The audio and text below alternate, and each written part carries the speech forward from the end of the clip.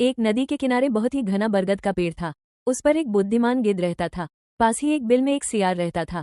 एक शाम सियार नदी से पानी पीकर लौटा और बरगद के पेड़ के नीचे बैठकर कहने लगा, गिद्ध भाई, आपने तो दुनिया बहुत देखी है, मुझे एक बात बताओ, क्या सगा भाई भी कभी छल कर सकता है? अगर हाँ, तो क्यों? तब गिद्ध ने थोड़ी हंसी दिखाते हुए कहा, सियार, इंसान हो या जानवर, जब मन की भावना बदलती है तो रिश्ते कमजोर पड़ जाते हैं। सगा भाई भी इन 3 चीजों को देखकर बदल सकता है। सियार चौंक कर बोला, वो कौन सी 3 चीजें हैं? गिद्ध ने कहा, सियार, तुम इस कहानी को ध्यान से सुनो, तुम्हें तुम्हारे सवाल का उत्तर मिल जाएगा। बहुत दिनों पहले की बात है, एक गांव था बहुत ही सुंदर और खुशहाल, जहां मिट्टी के घर थे, पशु पक्षी थे और लोग सुबह जल्दी खेतों में निकल जाते थे। बुजुर्ग नीम के पेड़ के नीचे बैठकर बातें करते थे। एक दिन जंगल की ओर से एक बहुत ही भयानक और ताकतवर दानव गांव में आ घुसा। बड़े बुजुर्गों का कहना था कि यह किसी श्राप का परिणाम है। इसे वही इंसान मार सकता है जो मन का साफ और बहादुर हो। राक्षस ने खेतों में घुसकर सारी फसलें खराब कर दी।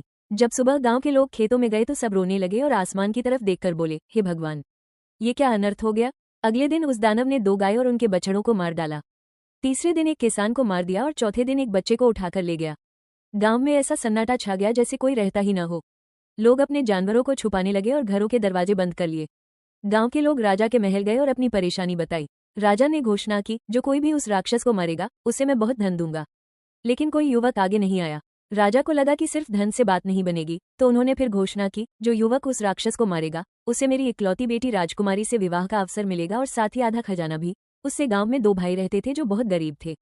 उनका मिट्टी का घर था और खाने को बर्तन तक नहीं थे। बीमार माँ बाप के इलाज के लिए भी पैसे नहीं थे। बड़े भाई का नाम रमेश था, जो ताकतवर और चालाक था। उसका मानना था कि इंसान अपनी हरकतों से गरीब होता है। छोटे भाई का नाम सुरेश था, बहुत भोला और समझदार था। वह अपने हिस्से का खाना भी जरूरतमंदों को दे देता था। राजा की घोषणा सुनकर रमेश की आंखों में चमक आ गई। उसने सोचा कि राक्षस को मार दूं तो धन और राजकुमारी दोनों मेरे होंगे।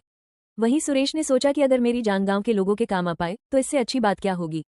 माँ बाप ने उन्हें आशीर्वाद दिया और कहा, लालच के लिए नहीं, गांव की भलाई के लिए जाओ। अगले दिन रमेश तलवार और सरिया लेकर निकला, जबकि सुरेश ने सिर्फ एक साधारण लकड़ी ली।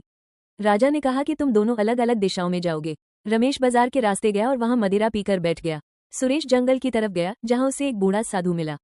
साधु ने उसे एक चमकता हुआ नीला त्रिशूल दिया और कहा, बेटा, तुम्हारी नियत साफ है, इसी से उस राक्षस का अंत होगा।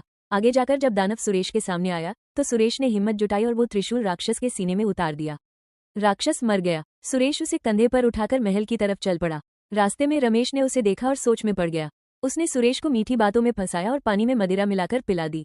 जैसे ही सुरेश बेहोश हुआ, रमेश ने उसे तलवार से मार दिया और मिट्टी में गाड़ दिया। सच्चाई का खुलासा। रमेश मरा हुआ दानव लेकर राजा के पास गया और झूठी वाहवाही लूटने लगा। राजा ने विवाह तय कर दिया। दूसरी तरफ माँ बाप सुरेश का इंतजार करते रहे। एक दिन एक चरवाहा उसी तरफ गया जहाँ सुरेश को गाड़ा गया था। उसे वहां एक चमकती हुई हड्डी मिली। उसने उसकी एक बांसुरी बनाई। जैसे ही उसने बांसुरी बजाई, बांसुरी बोल उठी, भाई ने भाई को धोखा दिया, धन और राजकुमारी के लिए। जब ये बांसुरी राजा के सामने बजी तो सारा सच सामने आ गया। खुदाई करने पर सुरेश का कंकाल मिला। रमेश ने कढ़ाई से पूछने पर अपना गुनाह कबूल कर लिया। राजा ने रमेश को फांसी दे दी और सुरेश का सम्मान के साथ दाह संस्कार किया। गिद्ध बोला, हे सियार, इन 3 कारणों से भाई भाई का दुश्मन बनता है। पहला धन, दूसरा राजगद्दी और तीसरा स्त्री।